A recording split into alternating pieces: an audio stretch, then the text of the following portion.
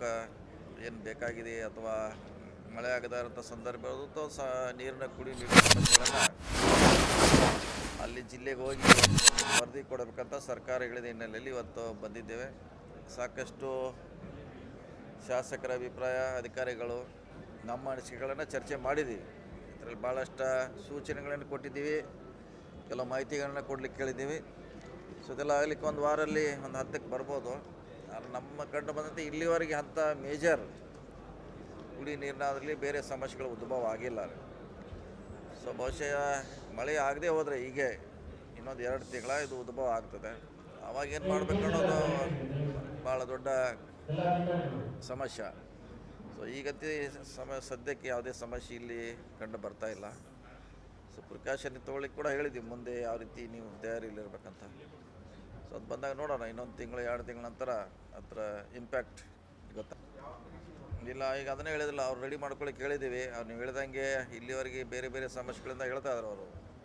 ಓವರಾಲಿಂಗ್ ಮಾಡಿಲ್ಲ, ಅದೇನೋ ಪಾರ್ಟ್ಸ್ ಬಂದಿಲ್ಲ ಅಂತ, ಅದೆಲ್ಲ ಅವ್ರ ಸಮಸ್ಯೆ. ಅದು ನಮಗೂ ಸೂಕ್ತ ಸಮಯದಲ್ಲಿ ತಯಾರಿ ಮಾಡಿ ಇಡಬೇಕಾದಷ್ಟೇ ಅವ್ರ ಕರ್ತವ್ಯ.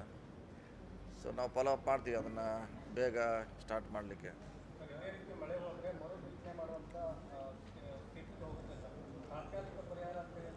ಇಲ್ಲ, ಅದನ್ನೇ ಹೇಳ್ತೀವಿ, ವರದಿ ಕೊಡ್ತೀವಿ. ಈ ರೀತಿ ಆಗಿದೆ, ಈಗಾಗಲೇ ಬಿತ್ತಿದ್ರು ಕೆಲವರು, ಅವ್ರ ಬೆಳೆ ನಷ್ಟ ಆಗಿದೆ, ನಾಶ ಆಗಿದೆ.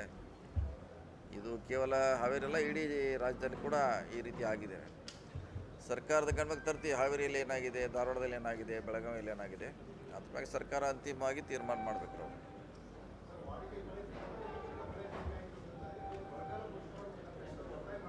ಅದೇ ಎಲ್ಲರದು ವರದಿ ಬರಬೇಕು. ಬಂದ ಮೇಲೆ ಸರ್ಕಾರ ಅದ್ರ ಬಗ್ಗೆ ಸರಿಯಾದ ನಿರ್ಧಾರ ಮಾಡ್ತೇವೆ. ಇಲ್ಲ, ಈಗ ಕುಡಿಲಿಕ್ಕೆ ಮಾತ್ರ ಬಿಡ್ತಾ ಇದ್ದಾರೆ.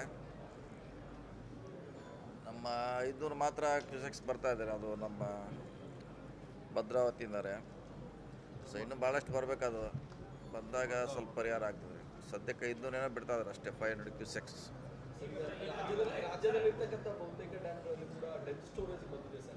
ಅದೇ 2 ತಿಂಗಳವರೆಗಿದ್ದಾರೆ, ಕುಡಿಯೋ ನೀರಿಗೆ ಸಾಕಾಗುವಷ್ಟು ನೀರು ಇದೆ ಆಗಸ್ಟ್ವರೆಗೆ. ಅಲ್ಲಿವರೆಗೆ ಹೊಸ ನೀರು ಬರಲೇಬೇಕು. ಬರದಿಲ್ಲ ಅಂದರೆ ಪರ್ಯಾಯವಾಗಿ ಸರ್ಕಾರ ಚಿಂತನೆ ಮಾಡಬೇಕು.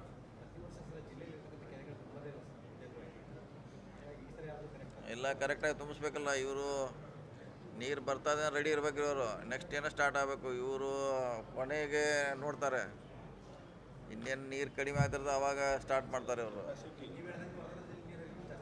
ಇದೇ ಸ್ಟಾರ್ಟ್ ಮಾಡ್ಬೋದು. ಈಗ ನೋಡ್ತೀವಿ, ಅದನ್ನೇ ಫಾಲೋ ಅಪ್ ಮಾಡ್ತೀವಿ, ನಾವು ಖುದ್ದಾಗಿ ಫಾಲೋ ಅಪ್ ಮಾಡ್ತೀವಿ.